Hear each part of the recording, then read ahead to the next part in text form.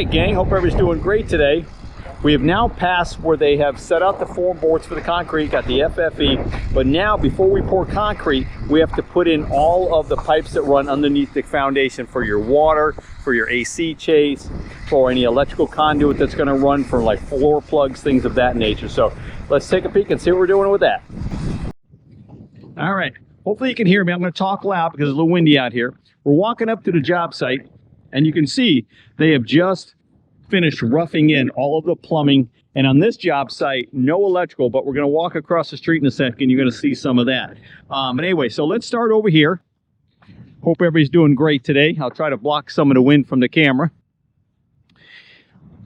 You're going to notice that this is where the inbound water comes into the house. That's where it'll be hooked to the municipal service, right? So all of this is connected to all of the plumbing, the inbound side, your hot and your cold waters inside the home. But I'm going to start here and show you something that once they put all the pipes together, they pressurize it, and this one's got about 100 pounds on it, and they pressurize it so they make sure that there's no slab leaks. All of this has to be inspected before the county will let them pour concrete. And they want to make sure you don't have any issues in the future too. So they leave it there for a predetermined amount of time. And so when the county comes back out, they'll inspect this, say, okay, it's still holding pressure. You're good to pour concrete, okay? So with that being said, you're going to see some different color pipes and different size pipes. We'll look at those in a minute. First thing we see out here on the outside of the foundation, outside of the form boards, is that green pipe. That is the termination point of your AC chase, your air conditioning chase. That's where all your air conditioning lines will run, from the compressor, the condenser unit outside, to the evaporator, your unit inside the house. All right, so we're going to take a little walk inside, and all that goes under the slab. As we walk in, you're going to see different size pipes, colors, and things of that nature. So let's walk over to this little cluster, I'll say, right here, okay? The first thing we do on that inbound side we just looked at that's pressurized, you have lines that are hooked together.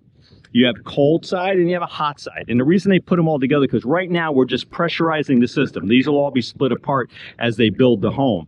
And you'll see that back in the old days, we would use PVC pipe.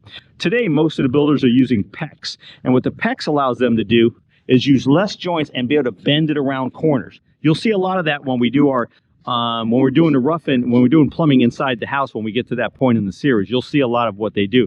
But it allows them to use more secure joints and less of them. So it all works out super, super well. All right, so that's all pressurized. You can see more of the line being buried there, and it goes throughout the whole house.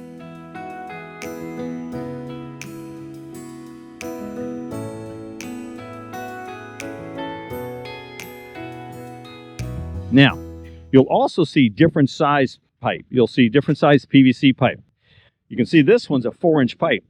Okay, that's going to be where a toilet is. Your toilet will sit on, the toilet flange will sit on that at the floor level, and your toilet sits down on that. So that's kind of why they use that.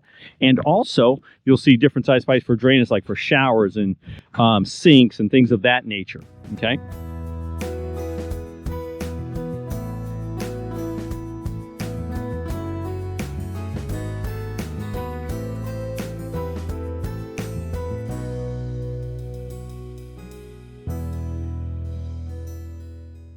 And we know that water coming into your house is under pressure.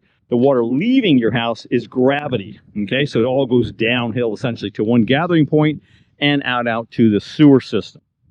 So let's walk this way a little bit. You see the trench work they've done, okay? And we're going to walk down their trench work here. I'm going to come over on this particular house.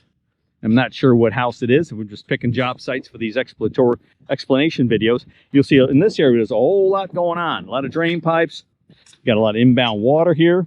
So this is a great place to see all the different things that they do here to get the bends that they need, get the drop, what they call the drop, where the water flows gravity-wise, draining out. They have to have that, okay? Or else your toilets are going to back up. Your showers and sinks are going to back up. So a lot of stuff going on in this area. And once it's inspected, the county will let them bury it and start pouring concrete. All right, so this house, I did not see any electrical conduits or anything, so we're going to go walk across the street, and I'm going to show you that. I'm going to show you how they kind of button it up before they pour concrete. All right, gang, as we made our way across the street onto this job site that's ready for concrete, I want to show you the electrical conduit that other home did not have. Again, every home's different, just depends on the home. You'll see this gray pipe right here sticking up out of the foundation, okay? That is connected to, this is probably gonna be a floor receptacle in the living room. It's connected to, this is gonna be a kitchen area in this home. And that's coming, this is the other side of that pipe. They're gonna pull power from the kitchen island and send it out to that floor receptacle. All right, and this is gonna be for your sinks. This will all be split off to dishwasher, sinks, drain lines for all of that. So that's what's going on there. So I'm also gonna show you guys real quick, because they're gonna be pouring foundation on this home. That one's still waiting for be inspected maybe and be reburied, but this one's ready for foundation. And you'll see that around the outside of this foundation, you have, these are footers. They're very deep portions of the concrete where they're going to pour. It's going to support the walls of the house, the exterior walls of the house. And the rebar, that metal, is to help strengthen that. So, and depending on how deep that is, this could be a 1-story or a 2-story home. There's another, that electrical conduit too. They may be pulling power from the exterior wall in this one. I'm not sure. So that could be where that's coming from. So we got a couple different options. Again, I'm not deeply familiar with this particular home, but that's another electrical conduit there going underneath the slab. Matter of fact, that's one that actually looks like it might be going to that receptacle there. So anyway, but the rebar, that helps strengthen the concrete. So that helps give it strength. And you'll see other pieces of rebar inside the interior part of the home, like in this area, over there. And specifically, one of the things I like to see builders do is around showers. Like this is a big shower space. You can see the drain right there. But these are pieces of rebar that are going to be down in the concrete that are going to help strengthen the corners so they don't get cracks in the concrete right there, which is going to make a more stable tile environment when you tile the floors. Yeah, that makes perfect sense. So with that being said, this foundation is ready, or this piece of dirt, I'll say, is ready for a foundation to be poured out. It's got the moisture barrier down. She's ready for concrete. All right, gang, hope you enjoyed the pre-concrete chat. Give me a like or a comment or subscribe, ask some questions. I'm here for you guys. We love educating folks. So again, we appreciate you watching us. I hope you're enjoying the video series on the new home build. So hope you have a fantastic day. Thanks.